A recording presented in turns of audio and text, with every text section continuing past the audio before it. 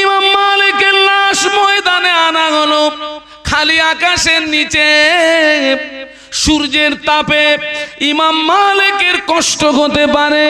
কিতাবের ভিতরে লেখা, আল্লাহর সৃষ্টি জীব পাখি ঝাঁকে ঝাঁকে ঝাঁকে ঝাঁকে পাখি তাদের দুটো ডানা মেলে দিয়ে ইমাম মালিক রহমাতুল্লাহ আলাইহির লাশকে তারা ছায়া করে রেখেছিল। একটু জোরে বল না বাবা, ছেলের একটু মহব্বতে বল না। ফিরে আসুন না, আর একটুখানি এগিয়ে যাই। কোরআন শরীফের পরের স্থান কোন কিতাবের? বুখারী শরীফ। ইমাম বুখারী রাহমাতুল্লাহ আলাইহি জীবনে অক্লান্ত পরিশ্রম করে, অনেক প্রবীণ সফর করে আল্লাহ নবী ছড়িয়ে ছিটিয়ে থাকা হাদিস মোবারক গুলোকে একত্রিত করে ছাঁটাই বাছাই করে কিতাব আকারে নাম দিলেন বুখারী শরীফ। ইমাম বুখারী রাহমাতুল্লাহ আলাইহি আল্লাহ নবীর হাদিস মোবারককে সংরক্ষিত করার কারণে আল্লাহ পাক ইমাম বুখারী রাহমাতুল্লাহ আলাইহির ইজ্জত কত বাড়িয়ে দিলেন। হুজুরের ইন্তেকালের পরে লাশ গোসল দেওয়া হলো, কাফনের কাপড় পরানো হলো, জানাজা নামাজ আদায় করে কবরের ভিতরে শুইয়ে দেওয়া হলো।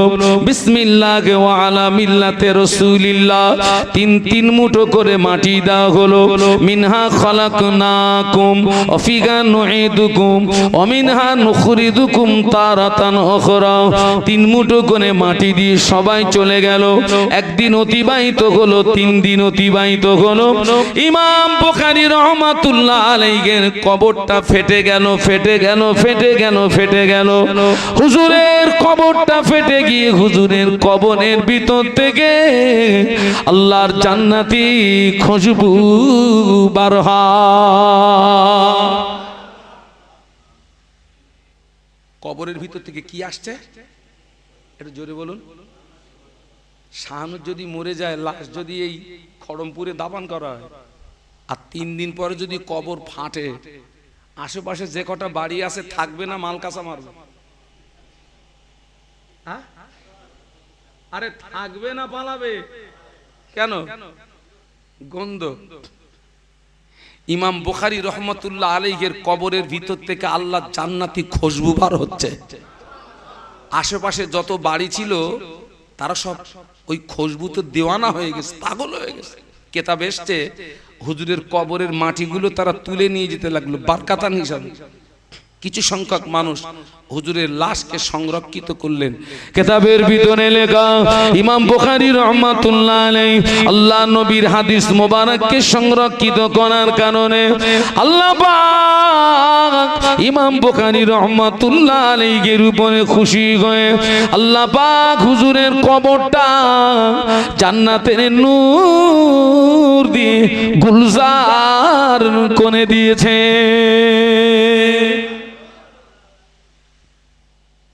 ফিরে আসুন গোড়ায়।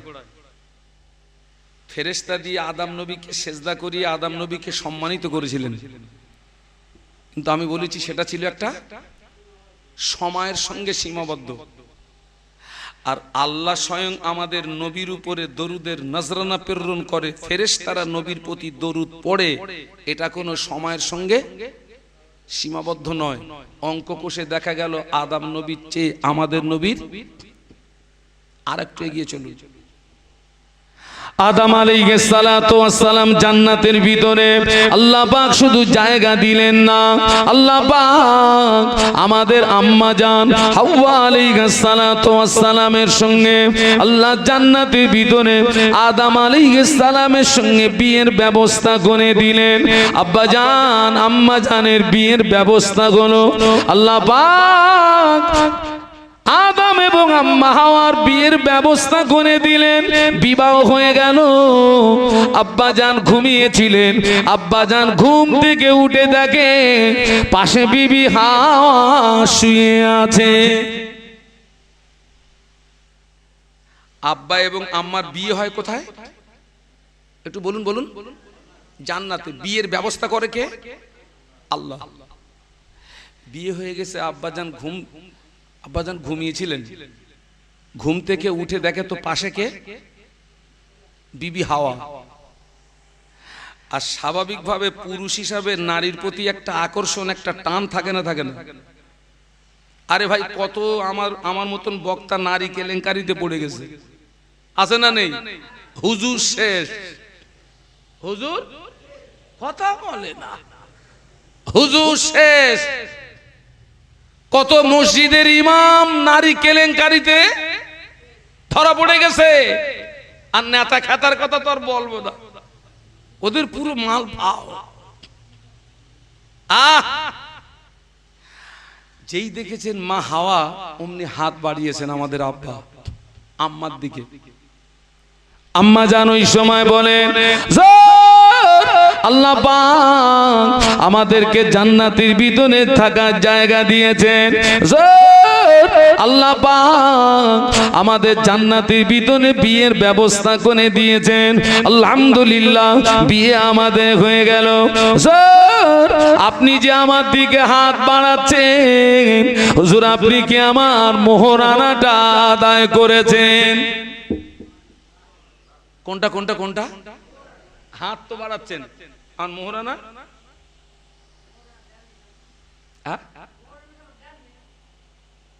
না দেননি। আচ্ছা ভাই, অনেক জানাজায় দেখেছি ইমাম সাহেব তখন জানাজার নিয়ত বলতেছে, আর ওদিক দিয়ে পিছন দিক দিয়ে দুজন ছুটতেছে, হুজুর দাঁড়ান, হুজুর দাঁড়ান। তার মানে কি হয়েছে বলেন দিন? ওই যার জানাজা হচ্ছে ওরা কেন? আর এরকম হয় না, হয় না? ওই আসামি যদি মাহফিলে কেউ থাকে, আমি তাকে সৎ পরামর্শ দিচ্ছি, এখনো হায়াতে আছেন, আজকের রাত্রে আপনার স্ত্রীর ঋণটা পরিশোধ করুন। এখন মনে করেন আপনার বিবাহের সময় মোহরানা ধার্য হয়েছে 20,000 টাকা, এখন সে টাকা নেই। আপনার স্ত্রীকে 100 টাকা দিয়ে যদি আপনার স্ত্রী হাসি মুখে যদি আপনার ঋণ পরিশোধ করে দেয়, আল্লাহর দরবারে ছাড় পেয়ে যাবে। আর যদি পরিশোধ না করেন, কিয়ামতের ময়দানে আপনি পাকড়াও হয়ে যাবেন। আর যে সমস্ত যুবকদের বিয়ে হয়নি, ভাই আপনার বিয়ে হয়ে গেছে?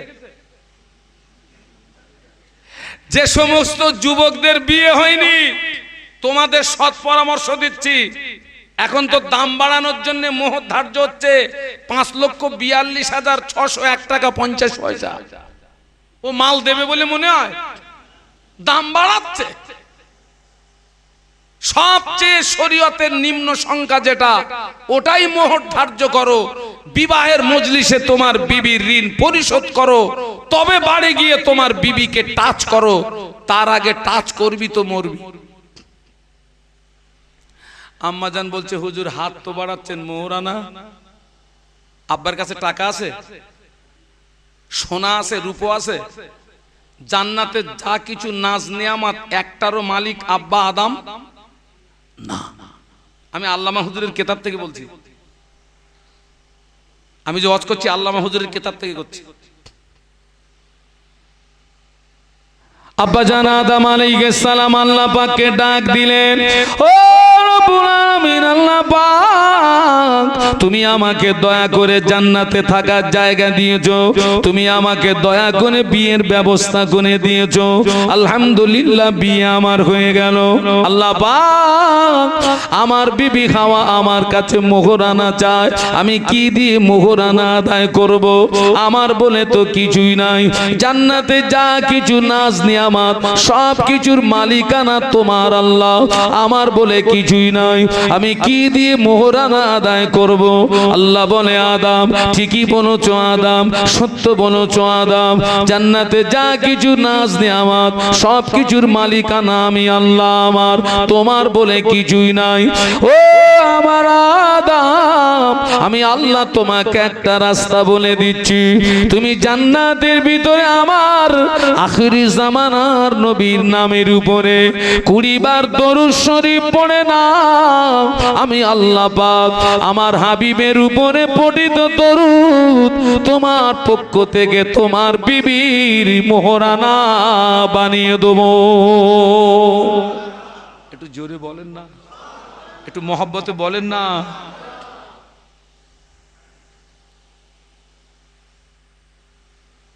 ফেরেশতা দিয়ে আদম নবীকে সাজদা করিয়ে আদম নবীকে আল্লাহ সম্মানিত করেছেন, সম্মান বাড়িয়ে দিয়েছেন। আর সেই আদম নবী জান্নাতে আমাদের নবীর উপরে দরুদ শরীফ পড়তেছে। সম্মান বেশি কার? চলুন আগিয়ে যাই। আচ্ছা, আপনাদের মক্কা শরীফ মদিনা শরীফে যেতে মন চায় না? চায় না?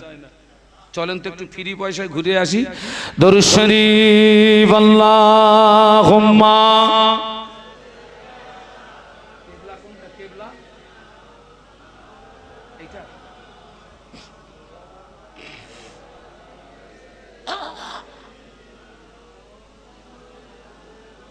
এটা কি মসজিদ?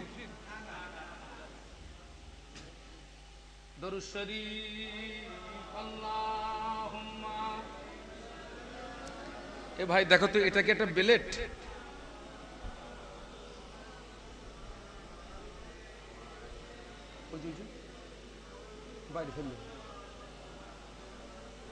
আপনাদের কষ্ট হচ্ছে নাকি? এতগুলো মানুষ একটু জোরে জোরে পড়েন। আল্লাহুম্মা সাল্লি আলা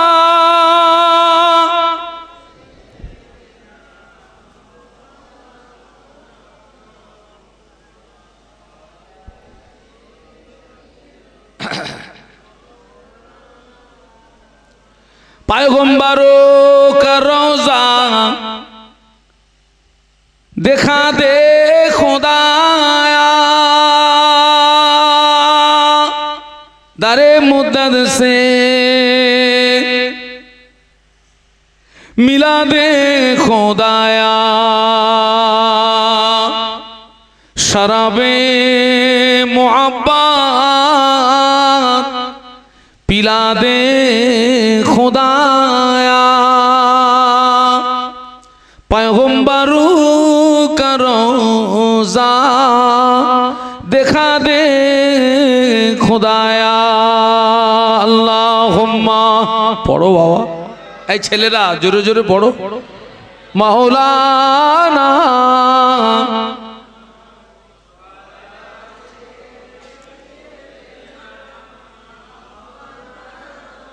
মাশাআল্লাহ, একটু কলেমার জিকির লা ইলাহা ইল্লাল্লাহ। এতগুলো মানুষ, এই যুবকরা ফাঁকিবাজ, জোরে জোরে পড়ো লা ইলাহা ইল্লাল্লাহ।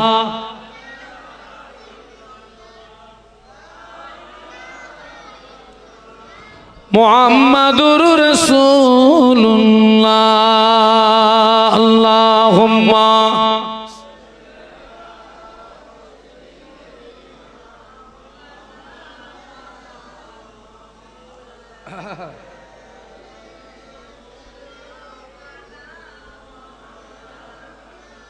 একটু বলুন আল্লাহু আকবার। আল্লাহকে ডাকলে আল্লাহ পাক খুশি হন না রেগে যান? আল্লাহ কোরআন শরীফের ভিতরে বলেছেন উদউনি আস্তাজিব লাকুম, বান্দা তুই আমাকে ডাক, আমি আল্লাহ তোর ডাকে সাড়া দিয়ে থাকি। একটু মহব্বতে বলো। আল্লাহ পাক আদম আলাইহিস সালামকে শুধু জান্নাতের ভিতরে জায়গা দেন না, আল্লাহ কোরআন শরীফের ভিতরে বললেন ও আল্লামা আদামাল আসমা কুল্লাহা। একটু সুবহানাল্লাহ বলুন।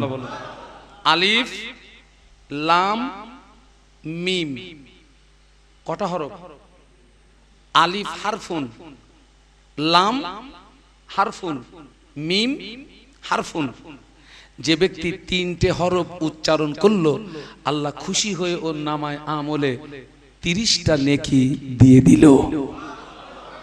وعلم آدم الأسماء كلها ثم عرضهم على الملائكة فقال أنبئوني بأسماء هؤلاء إن كنتم صادقين বলুন আল্লাহু আকবার। আল্লাহ শুধু আদম সালামকে জান্নাতে জায়গা দেননি, টোটাল জান্নাতের জিনিসের নামগুলো শিখিয়ে দিলেন। এটার নাম কি?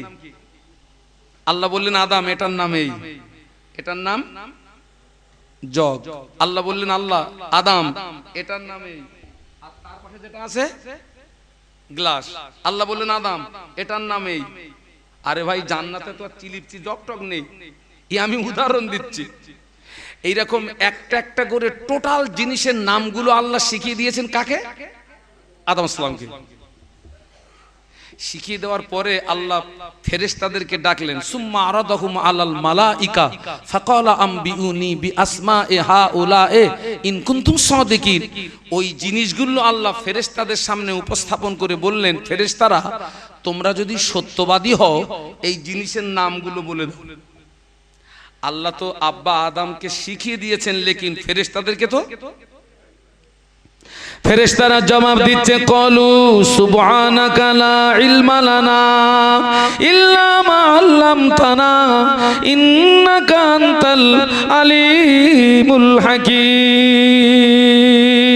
ফেরেশতারা আল্লাহ পাকের পবিত্রতা ঘোষণা করে বলে, আল্লাহ পাক এ জ্ঞান তো আমাদের নেই আল্লাহ, এ জ্ঞান তো আমাদের দাওনি আল্লাহ।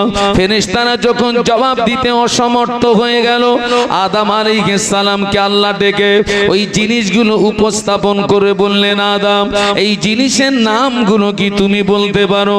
আদম আলাইহিস সালাম টপ টপ করে জিনিসের নামগুলো বলে দিলেন। তার মানে আল্লাহ ফেরেশতাদের সামনে আদম আলাইহিস সালামকে দিয়ে জান্নাতের জিনিসের নামগুলোকে বলিয়ে নিয়ে আমার আল্লাহ পাক আদম নবীর ইজ্জত বাড়িয়ে দিয়েছেন, আদম নবীর সম্মান বাড়িয়ে দিয়েছেন। তার মানে আল্লাহ আদম নবীকে জান্নাতের জিনিসের জ্ঞান দিয়েছেন। আর আল্লাহ কোরআন শরীফ 27 পারা সূরা রহমানের ভিতরে বলছেন, আর রহমান আল্লামাল কুরআন খালাকাল ইনসানা আল্লামাহুল বায়ান। আমি সবের ভিতর থেকে একটা কথা নেব, আল্লামাল আর রহমান আল্লামাল কুরআন। আমাদের নবীর উপরে আমার আল্লাহ দয়া পরবশ হয়ে আমার আল্লাহ গোটা 30 পারা কোরআন আমাদের নবীকে পড়িয়ে দিয়েছে। একটু মহব্বতে বলেন না, ওয়াজ বুঝতে পারতেছেন তো নাকি? আদম আলাইহিস সালামকে দিয়েছেন কিসের জ্ঞান? জান্নাতের জিনিসের জ্ঞান। আর আল্লাহ আমাদের নবীর উপরে দয়া পরবশ হয়ে গোটা 30 পারা কোরআন আল্লাহ পড়িয়ে দিয়েছেন। বলুন সুবহানাল্লাহ। জান্নাতের জিনিসের জ্ঞানের তুলনায় কোরআন পড়িয়ে দেওয়ার মর্যাদা, একটু সুবহানাল্লাহ বলা যাবে? ও আমার ভাইরা, মুসা নবী কবরে, মুসা নবীর যে মুজিজাও কবরে, দাউদ নবী কবরে, আল্লাহ দাউদ নবীকে যে মুজিজা দিয়েছিলেন মুজিজা ও কবরে, ইব্রাহিম খলিলুল্লাহ কবরে, মুজিজা ও কবরে। আর আমাদের নবীর সম্মান এত বেশি, আমাদের নবী কবরে কবরে কবরে।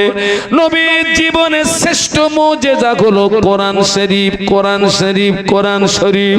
নবী কবরের ভিতরে মুজিজা দুনিয়ায় আজও আছে, কিয়ামত পর্যন্ত থাকবে। একটু মহব্বতে বলেন না। বিশ্বনবীর শ্রেষ্ঠ মুজিজা কি? কোরআন শরীফ। নবী কবরে, মুজিজা কোথায়?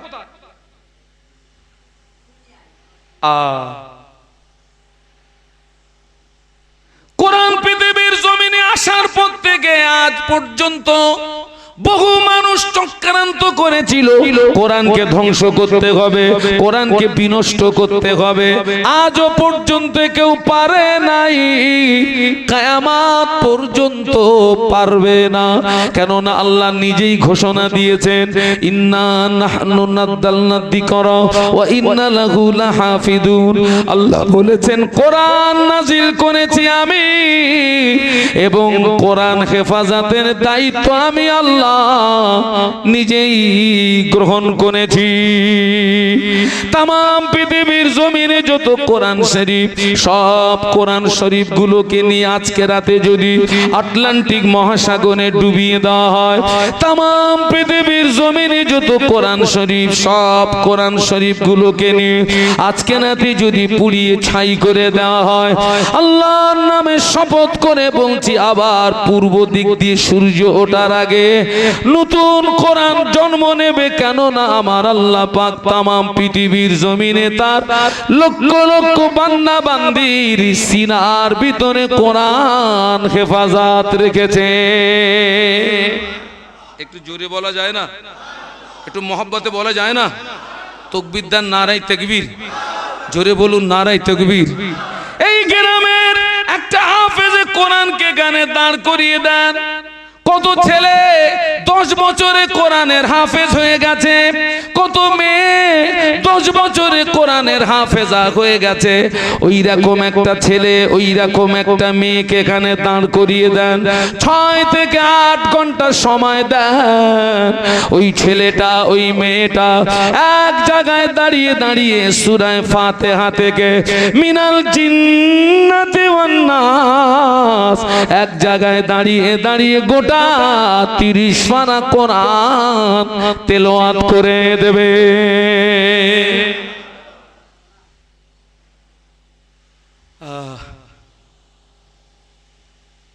এই কোরআনকে ধ্বংস করার চক্রান্ত করেছিল কারা জানেন?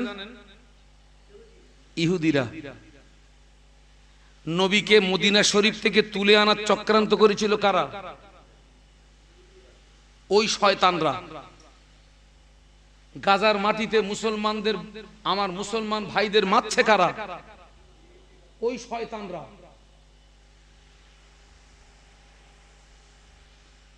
আজকে নবী দিবস উদযাপিত করতে বসছি, সবচেয়ে দুঃখ আর আফসোস, যারা আমার নবীকে মদিনার জমিন থেকে তুলে এনে তামাম পৃথিবীর মুসলমানদের ধোঁকা দিয়ে বোকা বানানোর চেষ্টা করলো, ওরা কি আমাদের বন্ধু না আমাদের দুশমন? যারা কোরআন বিনষ্ট করার চক্রান্ত করলো, ওরা কি আমাদের বন্ধু না আমাদের দুশমন? আজকের দুঃখ আর আফসোস, তাদেরকেই আমরা, বলুন বলুন, তাদেরকে আমরা কি, তাদেরকেই আমরা বন্ধু মানিয়েছি। নবীর আদর্শ আমাদের ভালো লাগে না, নবীর সুন্নাত ভালো লাগে না, নবীর আদর্শ দূরে সরিয়ে দিয়ে, নবীর সুন্নাতকে দূরে সরিয়ে দিয়ে সেই ইহুদি নাসারা খ্রিস্টানদের নোংরা নীতি আমাদের ভিতরে স্থান পেয়েছে না পায়নি? এটাই দুঃখ, এটাই আফসোস। আপনি অবাক হয়ে যাবেন, আপনাদের আব্বা আম্মার দোয়া, আমার তো লোকালিটিতে মাহফিল কম। এই যে নবী দিবসের মাস গেল না, এক এক রাতে এক এক জেলা। আমি তো কম বেশি এই 18 বছর অসুস্থ, কিন্তু এই অসুস্থতার ভিতর দিয়েও আল্লাহ আমাকে বাড়িতে বসিয়ে রাখে না। শত শত কিলোমিটার আমাকে ছুটতে হয়। আমি মাহফিল করলাম আপনার মণিপুর, মুকুটমণিপুর, মাহফিল করলাম রাজস্থান শেখর, মাহফিল করলাম হায়দ্রাবাদ, মাহফিল করলাম আহমেদাবাদ, মাহফিল করলাম মহারাষ্ট্র নাগপুর, বাংলাদেশ। এখনো প্রত্যন্ত গ্রাম্য এলাকার মানুষ আমরা যারা, আল্লাহ আমাদেরকে ভালো রেখেছেন, আলহামদুলিল্লাহ বলুন। আপনি শহরে যান, ফুল নাস্তিক হয়ে গেছে একদম। গানের মাস্টার দিয়ে মেয়েকে গান শেখাচ্ছে, ড্যান্সের মাস্টার দিয়ে মেয়েকে ড্যান্স শেখাচ্ছে। মুসলমান মুসলমান কি মান? মুসলমানের ছাবাল, মুসলমানের কি ছেলে না, সাবাল। গানের মাস্টার দিয়ে মেয়েকে গান শেখাচ্ছে, ডান্সের মাস্টার দিয়ে মেয়েকে ডান্স শেখাচ্ছে। ওরে শয়তান, পুরো নাস্তিক হয়ে গেছে। মসজিদের ইমাম সাহেবের কাছ থেকে মেয়েকে একটু কোরআন শেখাবে, ছেলেকে একটু কোরআন শেখাবে, মাসে 50 টাকা করে দিতে হয়। কত বাবা? একটু সবাই মিলে বলেন। হ্যাঁ, কোরআন ছাড়া নামাজ হয় না। এই খোকা, তোরা যারা চুপ করে আছি মনে হয় মার খেয়ে মরবি, একটু কথা বল। কোরআন ছাড়া নামাজ হয়? মাসে 50 টাকা করে দেবে, তাই 12 মাসে 14 মাস বাকি ইমামের মাইনে। ও ইমাম থাকবে না পালাবে। বর্তমানে সবচেয়ে মাইনে কম কাদের জানেন? কাদের? ওর কত মারা যায়। একটা ইমাম বলতেছে, হুজুর আমার মাইনে কম দেয়, আমি উজুও করিনি। কত কম দিবি দে, বিনা উজু কি চালাবো? মাইনে কম তো কতবার উজু করবো ঠান্ডা পানিতে? চালা বিনা উজু। বলছে হুজুর এক খতম কোরআন পড়ে 150 টাকা দিচ্ছে। কত বাবা? এক জায়গায় এক বৈঠকে পেশাব পায়খানা খাওয়া দাওয়া বন্ধ করে এক বৈঠকে একটা পূর্ণ কোরআন খতম করতে গেলে 6 থেকে 8 ঘন্টা সময় লাগবে। কত? 6 থেকে 8। তারে দিচ্ছে কত? বলতেছে হুজুর অসুবিধা নেই তো, 3 বার সূরা ইখলাস পড়ে চুপ করে বসে থাকি। কত মাল কম দিবি দে, তুইও যত শর্ট করবি আমরাও শর্টে মেরে দেবো। 3 বার সূরা ইখলাস পড়লে আল্লাহ এক খতমের সওয়াব দেয়। সুবহানাল্লাহ বলে। তুই 150 দে না, 50 টাকা দে, তোর খতম দেবো ওইরা। আল্লাহ হেদায়েত দান বলুন আল্লাহুম্মা আমিন। আমি কিন্তু হাসির খোরাক দেইনি, বাস্তব না অবাস্তব। 50 টাকা করে মসজিদের ইমামকে দিয়ে একটু কোরআন শিখবে, তা 12 মাসে 14 মাস বাকি। জোটে না পয়সা। 5000 টাকা ইমামের মাইনে কি হবে? ও তো চোর হবে, তো ও তো মসজিদের টাকা চুরি করবে ওই ইমাম। তোরা টাকা দেবি নি তা কি করবে? ও কত চুরি কর।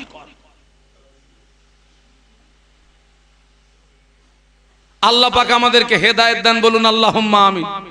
ইমামদের মাইনে দেবেন, ইমামের সম্মান অনেক সম্মান, আর ইমামের ডিউটি সবচেয়ে হালকা না কঠিন? পেশাব করতে গেলে ঘড়ি দেখে যেতে হবে, নইলে টাইম মতো না আসলে যে পেশাব করে পানি লায় না ও ইমামের উপরে হাত তুলবে। দায়িত্ব পালন করতে পারো না তা নেছো কেন? পেশাব করতে গেলে ঘড়ি দেখে যেতে ইমামকে। আমি এখানে আপনারা মনে করবেন না যে আমি ইমামের দালালি করছি, না, যেটা বাস্তব সেইটা বলছি। সবচেয়ে ইমামদের মাইনে কম।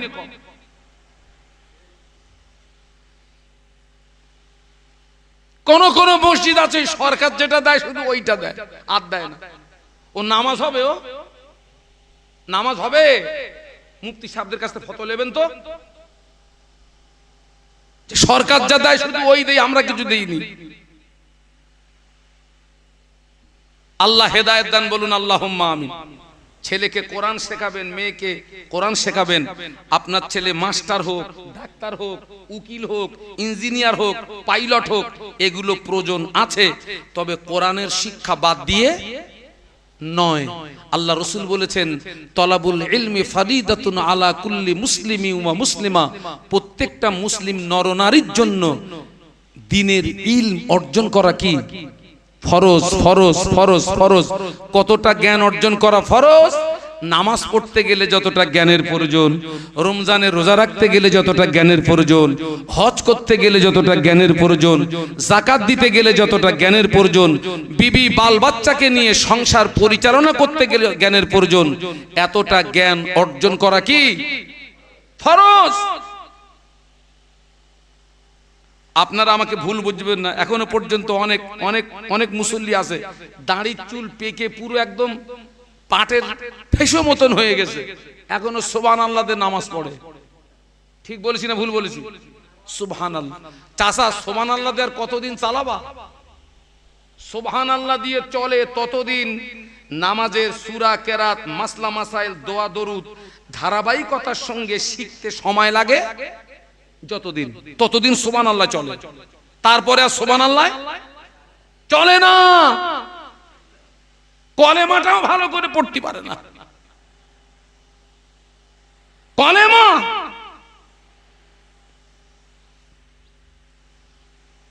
আদম আলাইহিস সালামকে দিয়েছিলেন জান্নাতের জিনিসের জ্ঞান।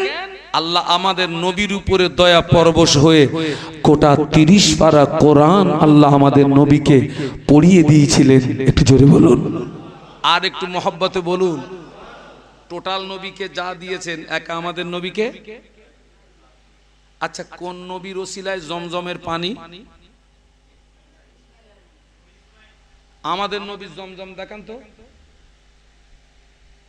আর জমজম না দেখালে কিন্তু উঠতে দেবো না। বলো না, ওটা না। ইসমাইল নবীর যেরকম জমজমের পানি, আমাদের নবীর জমজম দেখান। কওসার না।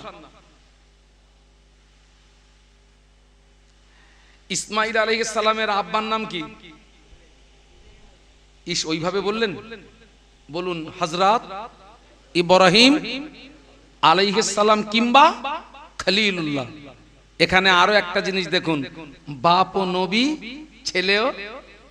একটু আস্তে করে সুবহানাল্লাহ বলা যাবে? ইব্রাহিম খলিলুল্লাহ আল্লাহর নবী, বেটা ইসমাইল আলাইহিস সালাম আল্লাহর নবী, ইয়াকুব আলাইহিস সালাম আল্লাহর নবী, বেটা ইউসুফ আলাইহিস সালাম আল্লাহর নবী, বাপ ও নবী, ছেলে ও নবী।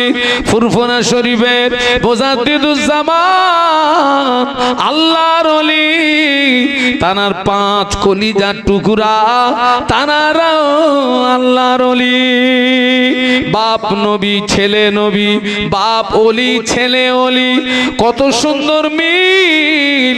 আর আমাদের সমাজ দেখেন, বাপও মাতাল, ছেলেও মাতাল। আছে না নেই? একটু জোরে বলেন। কত সুন্দর মিল দেখে, বাপও মাতাল, ছেলেও। বাপ নামাজ পড়ে না, ছেলে নামাজ পড়ে না।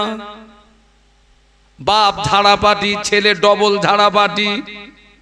বাপের চরিত্র ভালো না, ছেলেরও চরিত্র ভালো না। মা নামাজ পড়ে না, মেয়েও নামাজ পড়ে না। মা পর্দা করে না, মেয়েও পর্দা করে না। মায়ের চরিত্র ভালো না, মেয়েরও চরিত্র ভালো না। আগে আল্লাহর ওলি হতো, এখন আর ওলি হচ্ছে। পেট খারাপ হয়ে গেছে না?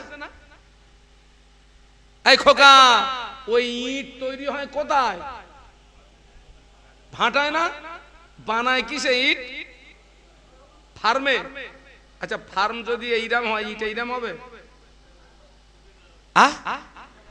ও যদি বেঁকা হয়, ইটও কি হবে? অধিকাংশ মায়ের পেট বেঁকে গেছে। ওই জন্য আর ভালো জিনিস, সোজা জিনিস আর পেট খারাপ হয়ে গেছে।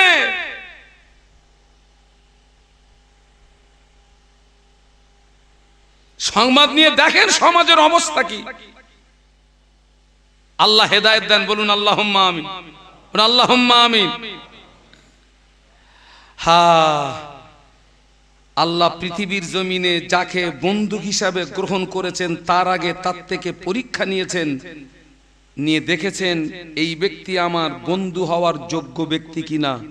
হযরত ইব্রাহিম খলিলুল্লাহ, খলিলের বাংলা মানে বন্ধু, আর হাবিবের বাংলা মানে বন্ধু। খলিল মানে বন্ধু, হাবিব মানেও। ইব্রাহিম নবী খলিলুল্লাহ, আর আমাদের নবী হাবিবুল্লাহ। সুবহানাল্লাহ বলবেন, একটু মহব্বতে বলুন। এই খলিল আর হাবিবের ভিতরে পার্থক্য কি? খলিল আর হাবিবের ভিতরে, খলিল হচ্ছে এমন কিছু নাই যা তার রবের জন্য করতে পারেন না। যেমন আল্লাহর পয়গম্বর ইব্রাহিম খলিলুল্লাহ, রবকে খুশি করতে গিয়ে স্ত্রীকে এবং নবজাতক শিশুকে মরুভূমিতে রেখে এসেছিলেন।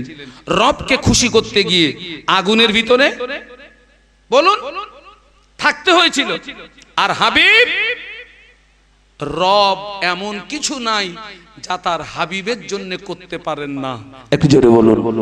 পুরো উল্টো, হাবিব পুরো খলিলের পুরো উল্টো। আল্লাহ এমন কিছু নাই যা তার হাবিবের জন্য করতে পারেন না। সুবহানাল্লাহ বলুন। কথায় কথা বেড়ে যায়। আমাদের সর্বপ্রথম কেবলা ছিল কোনটা বলুন তো? ওই বাইতুল মুকাদ্দাস, যেটা কোন শয়তানদের দখলে। আল্লাহ নবী 16 থেকে 17 মাস নামাজ পড়েছিলেন বাইতুল মুকাদ্দাসের দিকে ফিরে।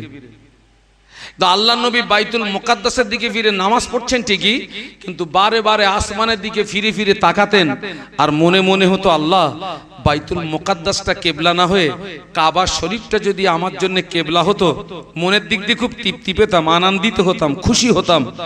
অন্তরের খবর, মনের খবর রাখে কে? একটু জোরে বলুন। নবী যে কাজে খুশি, জবান খুলে বলুন, নবী যে কাজে খুশি। আল্লাহ নবী 4 রাকাত যোহরের নামাজ বাইতুল মুকাদ্দাসের দিকে ফিরে নিয়াত করেছেন। ও খড়মপুরের যুবকেরা, ও খড়মপুরের মুরব্বীরা, ও খড়মপুরে মা বোনেরা, আল্লাহ নবী 4 রাকাত যোহরের নামাজ বাইতুল মুকাদ্দাসের দিকে ফিরে নিয়াত করেছেন। কিন্তু নবীর মনে মনে হচ্ছে, আল্লাহ পাক বাইতুল মুকাদ্দাসটা কেবলা না হয়ে বাইতুল্লাহটা যদি কেবলা হতো, কাবা শরীফটা যদি কেবলা হতো, আমি খুশি হতাম, আনন্দিত হতাম। নবী যে কাজে রাজি, হাবিব যে কাজে রাজি, স্বয়ং আল্লাহ পাক ওই কাজে রাজি। আল্লাহ সঙ্গে সঙ্গে জিবরাইল মারফত কোরআন নাজিল করলেন।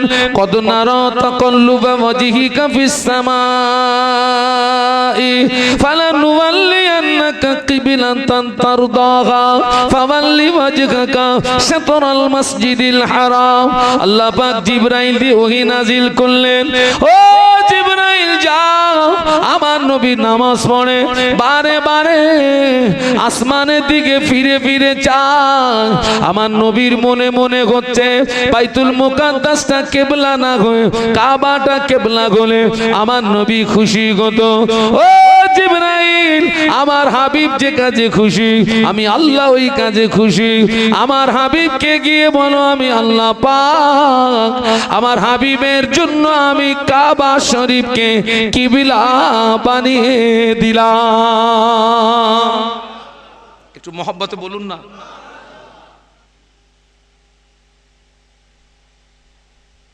আল্লাহ নবী 2 রাকাত নামাজ পড়েছিলেন বাইতুল মুকাদ্দাসের দিকে ফিরে। নামাজের ভিতরে কোরআন নাজিল হলো। নামাজের ভিতরে রাসূলুল্লাহ চেহারাটাকে ঘুরিয়ে 2 রাকাত নামাজ পড়েছিলেন কাবার দিকে ফিরে। যেখানে কিবলা পরিবর্তন হয়, ওই মসজিদটার নাম হচ্ছে মসজিদে কিবলাতাইন। কি নাম বলেছি? হাবিব যে কাজে খুশি আর আল্লাহ যে কাজে খুশি। ইব্রাহিম খলিলুল্লাহ, টোটাল নবী রাসূল, আল্লাহ যে কাজে খুশি তানারা ওই কাজে খুশি, তানারা ওই কাজে রাজি। আর আমাদের নবীর পাওয়ার এত বেশি, আমাদের নবী যে কাজে খুশি স্বয়ং আল্লাহ ওই কাজে খুশি। একটু জোরে বলুন, একটু মহব্বতে বলুন। ইসমাইল নবীর ওসিলায় আমাদের নবী জমজম দেখাতে হবে।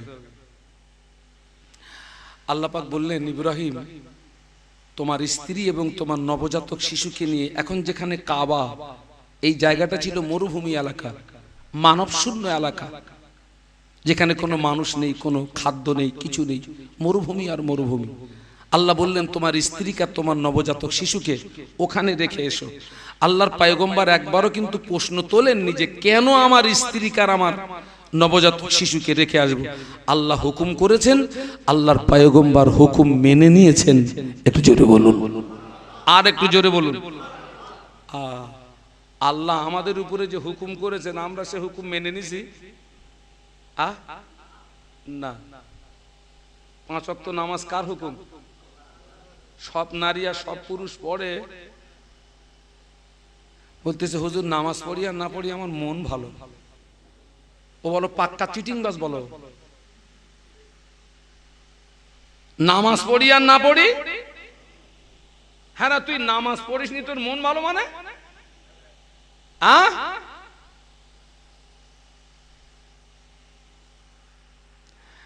আল্লাহর পয়গম্বর স্ত্রীকে সন্তানকে রেখে চলে আসছে, কার হুকুম? আম্মাজান হাজেরা বললেন হুজুর আপনি আমাকে আর আমার নবজাতক শিশুকে এমন একটা জায়গায় ফেলে রেখে যাচ্ছেন যেখানে কোনো পানি নেই, খরমা নেই, খাদ্য নেই, এখানে থাকবো কি করে? আল্লাহর পয়গম্বর শাহাদাত আঙ্গুলটা আসমানের দিকে ইশারা করলেন। আম্মা হাজেরা ছিলেন বুদ্ধিমতী মহিলা, উনি বুঝতে পারলেন এটা আল্লাহর পক্ষ থেকে আমার স্বামীর উপরে আদেশ। আম্মাজান জবাব দিয়েছিলেন আপনি জান যে আল্লাহ আমাকে আর আপনার বেটা ইসমাইলকে এই মরুভূমিতে রেখে যাওয়ার আদেশ করেছেন। আমার শত বিশ্বাস ওই আল্লাহ আমাকে আর আমার বেটা ইসমাইলকে না খাইয়ে মারবে না। একটু জোরে বলা যায় না? একটু মহব্বতে বলা যায় না? তাকবীর দেন, নারে তাকবীর। আরো জোরে বলুন নারে তাকবীর। আল্লাহর পয়গম্বর চলে গেলেন। কয়েকদিন অতিবাহিত হলো, ইসমাঈল সাল্লাম পানির তৃষ্ণায় কষ্ট পাচ্ছে। পানির আরেকটা নাম কি? আমাকে একটু পানি দিস। আরেকটা নাম জীবন। বাবা সন্তানের যদি কষ্ট হয় বাপেরও ব্যথা লাগে, মায়েরও ব্যথা লাগে, দুজনের ভিতরে ব্যথা লাগে বেশি কার? কেন বলুন তো? মা সন্তানকে পেটে ধারণ করে। আজকে নবী দিবস উদযাপিত হচ্ছে, আলহামদুলিল্লাহ। আমার সমাজে অনেক ছেলে আছে যাদের ব্যবহারে মায়ের চোখের পানি বার হয় না, হয় না, বাপের চোখের পানি বার হয় না, হয় না। আহা তুই কি সর্বনাশ করলি!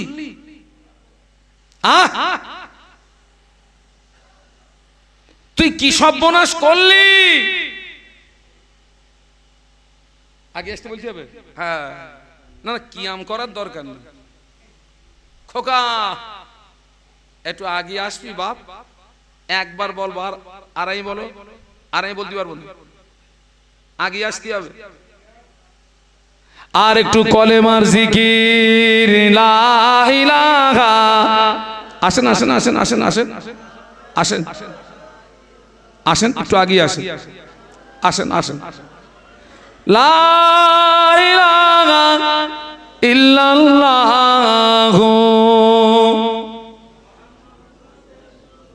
আল্লাহ রে এতগুলো মানুষ একটু জোরে জোরে পড়েন না, লা ইলাহা ইল্লাল্লাহ।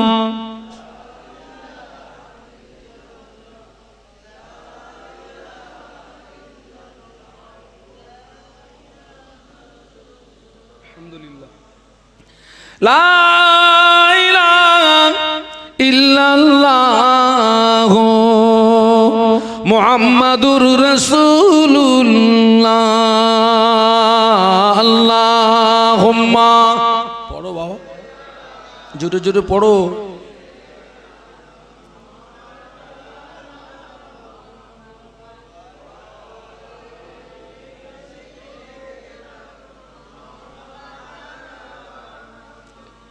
ইসমাঈল আলাইহিস সালাম পানির তৃষ্ণায় কষ্ট পাচ্ছেন, মা সহ্য করতে পারছে না। এইখান থেকে আমাদেরকে একটা শিক্ষা নিতে হবে। আমাদের দ্বারাই যেন পিতামাতার মনে ব্যথা। খবরদার ছেলেরা, তোদের দুটো পায়ে ধরে বলে যাচ্ছে, আমি শাহানুর আলম, আমার আব্বাও নেই মাও নেই, দুজন কবরবাসী হয়ে গেছেন। দোয়া করবেন আল্লাহ পাক যেন আমার আব্বা আম্মার কবরকে এই মুহূর্তে জান্নাতের নূর দিয়ে গুলজার করে দেন। বলুন আল্লাহুম্মা আমিন। আজকের এই পর্যন্ত রাখলাম। আল্লাহ আমাদের সকলকে শোনা বলার চেয়ে বেশি আমল করার তৌফিক দিন। বলুন আমিন। এখনো দোয়া মোনাজাত করতে আধা ঘন্টা সময় লাগবে, মানে শেষ করতে। জি বাবাজি, ও যদি সারা রাত বলি তো শুনবে, তাই বলে কি আমি কি খোকা, আমি কি কিলো কারবেছি যে স্টার্টে ছেড়ে দিছিস? যা বলিসি বাড়ি গিয়ে হজম করি গে যা, নইলে বদ হজম হবে। সবাইকে বলে যাচ্ছি 5 ওয়াক্ত নামাজ পড়বেন। যুবকেরা তোমাদেরকে বলছি 5 ওয়াক্ত নামাজ পড়বা বাবা, 5 ওয়াক্ত নামাজ পড়বা, সাপ্তাহিক জুমার নামাজ পড়বা, বড়দের সম্মান করবা, আর পিতামাতার হক আদায় করবা, আল্লাহ পাকের রহমত হবে। এখন তো ছোটরা বড়দেরকে সম্মান করে না, তার জন্য ওদের দোষ শুধু না, আমাদের দোষ আছে। রাসূলুল্লাহর আদর্শ হলো বড়রা ছোটদেরকে কি করবে? সালাম দেবে, সালাম দেবে। কি দেবে? একটু জোরে বলুন। আমরা ছোটদেরকে কি করে সালাম দেই? তাহলে আমার চেয়ে তোর ওয়েট বেড়ে যাবে, আমি হুজুর না। ওই ছোটদেরকে সালাম দিতে হবে, ওদের সঙ্গে মুসাফা করতে হবে, তবে ভ্রাতৃত্ব মহব্বত পয়দা হবে। আজকের সমাজ থেকে সালাম উঠে গেছে বাবা, সালাম উঠে গেছে। আল্লাহ নবী 1500 বছর আগে নূরে জামানে বলে গেলেন, মান তামাসসাকা বিসুন্নতি ইন্না ফাসাদি উম্মতি ফালাহু আজরু মিআতি শাহীদ। আল্লাহ নবী বললেন, ও সাহাবীরা, আমি আল্লাহ নবী জানিয়ে দিলাম আখিরি জামানা আমি রাসূলুল্লাহ আমার যে সমস্ত সুন্নাতগুলো হারিয়ে যাবে, আখিরি জামানা আমি রাসূলুল্লাহ আমার যে সমস্ত সুন্নাতগুলো বিলুপ্ত হয়ে যাবে, আমার কোন উম্মতি ওই রকম একটা হারিয়ে যাওয়া সুন্নাতের উপরে যদি আমল করতে পারে, ওই রকম একটা হারিয়ে যাওয়া সুন্নাতকে যদি জিন্দা করতে পারে, আমি আল্লাহ নবী বলছি আল্লাহ পাক ওই ব্যক্তির নামায় আমলে আমার আল্লাহ পাক 100 শহীদের সওয়াব দিয়ে দেবে। একটু জোরে বলা যায় না? একটু মহব্বতে বলা যায় না? এই সালাম দেওয়ার সুন্নাতটা হারিয়ে যাচ্ছে, ঠিক না বেঠিক? আজকের থেকে এই আমলটা আমরা করব। আমরা আগে ছোটদেরকে সালাম দেব, বলুন ইনশাআল্লাহ। আর বাড়িতে আমরা ছেলেকে সালাম দেব, মেয়েকে সালাম দেব, স্ত্রীকেও। বলতেছে হুজুর ওই একটা হয়, হ্যাঁ ও তো ওয়েট বেড়ে যাবে, কেন ওর কি কোনো দাম নেই? স্ত্রীর সঙ্গে স্বামী স্ত্রী যতই দ্বন্দ্ব হোক, ঘরের ভিতরে যদি গিয়ে বলা হয় আসসালামু আলাইকুম, আর ও স্ত্রী যদি জবাব দেয় ওয়া আলাইকুমুস সালাম, রাগ বাড়বে না পানি হবে? আর যদি ঘরে ঢুকে তুমি যদি হুঙ্কার মারো, ও তো মারবে, ও ঘরে তো আগুন জ্বলবে, দাউ দাউ করে আগুন জ্বলবে ঘরে। তাহলে আজকের থেকে আমরা এই মাহফিল থেকে অন্তত এই শিক্ষাটা নিয়ে যাই, আজকের আমরা একে অপরের ভিতরে সালাম বিনিময় করব ইনশাআল্লাহ। সব রাজি আছেন? খোকা তোরা সবাই শেষে আইছিস, তোরা কি রাজি আছিস? হ্যাঁ দে আমার সালাম দে।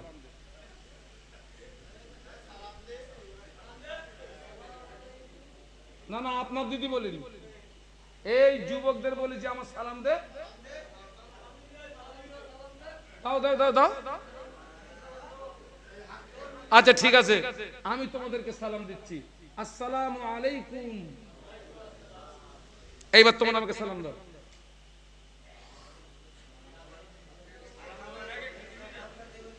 যাক, ওরা শিখবে ইনশাআল্লাহ, ওদের জন্য দোয়া করি, কারণ যুবকদের রক্তে ইসলামের ভিত। সুবহানাল্লাহ বলুন। এইরকম যুবকদের রক্তে কিসের ভিত? বুড়োদের রক্তে না, যুবকদের রক্তে। মসজিদে ফজরের আজান হয়ে গেল, ইমাম সাহেব ইমামের জায়গায় দাঁড়িয়ে গেছে, মুক্তাদিরা ইমামের পিছনে দাঁড়িয়ে গেছে। ও আমার ভাইরা, ওই মুক্তাদির ভিতরে একটা মুক্তাদির বয়স 20 বছর, আর একটা মুক্তাদির বয়স 70 বছর। একই নামাজ, একই ইমাম, দুটো মুক্তাদির ভিতরে সওয়াব বেশি পাবে কে? কেন কেন যুবক সবটা বেশি পাবে কেন? বলুন বলুন বলুন। সেজদা রুকুগুলো ঠিক ভাবে করবে, ওটা একটা দিক।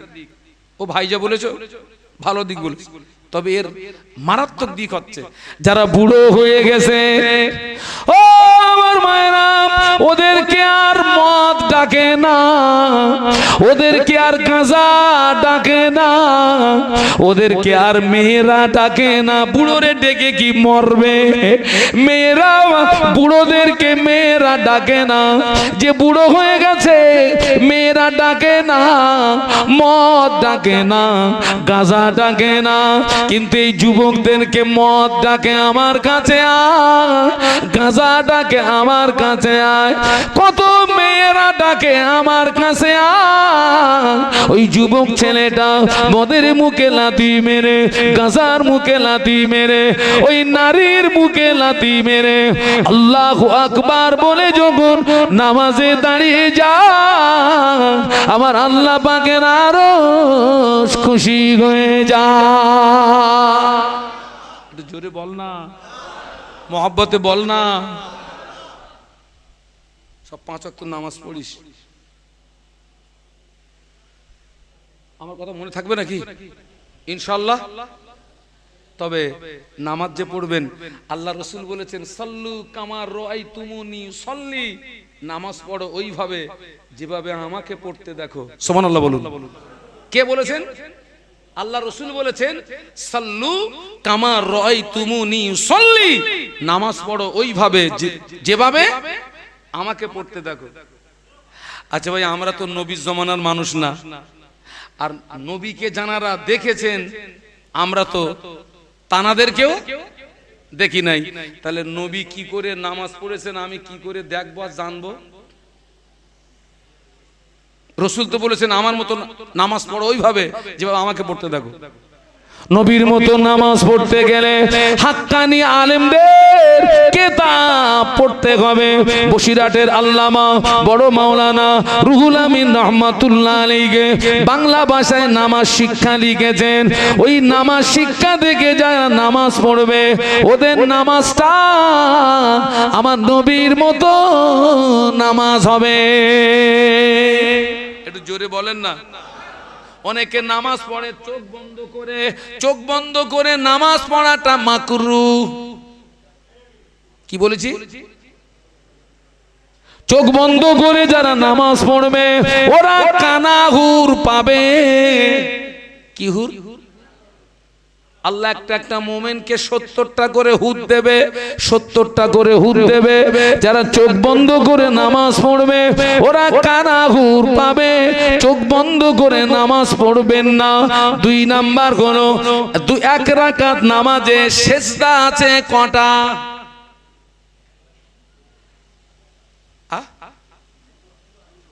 দুটো। এখন এই সেজদায় গেলাম, উঠলাম, আবার গেলাম, আমার কি কোনো ভুল হয়েছে নাকি? সেজদায় গেলাম, উঠলাম, আবার গেলাম, হয়েছে? হয়েছে। কোন জায়গায় হয়েছে বলেন? না, সেজদা তো উঠেছে, ভুল হয়েছে একটা জায়গায়। এই 2 সেজদার মাঝখানে 1 তাসবিহ পরিমাণে ওয়েট করা ওয়াজিব। একটা সেজদায় গেছেন, উঠেছেন, সোজা হয়ে বসে মিনিমাম 1 তাসবিহ পরিমাণে এই জায়গায় দাঁড়াতে হবে, তারপরে দ্বিতীয় সেজদায় যেতে হবে। এই 1 তাসবিহ পরিমাণে ওয়েট করা ওয়াজিব। আপনি ওয়েট করলেন না, সেজদা দিলেন না, নামাজ শেষ করলেন, ওই নামাজ ফাসেদ হয়ে গেল। কথাটা বুঝতে পারলেন না? পারলেন না? আমরা নামাজ পড়ি কিন্তু নামাজে যথেষ্ট ভুল। সেই জন্য দাও কিতাব দাও। হুজুর বলেছেন সল্লু কামা রাআইতুমুনি সল্লি, নামাজ পড়ো ওইভাবে যেভাবে আমাকে পড়তে দেখো। আল্লামা হুজুরের কিতাব ফলো করে যদি আপনি নামাজ পড়েন আপনার নামাজটা নবীর মতোই নামাজ হবে। একটু জোরে বলুন। আমি জলসায় হুজুরের কিতাব বিক্রি করি ভাই।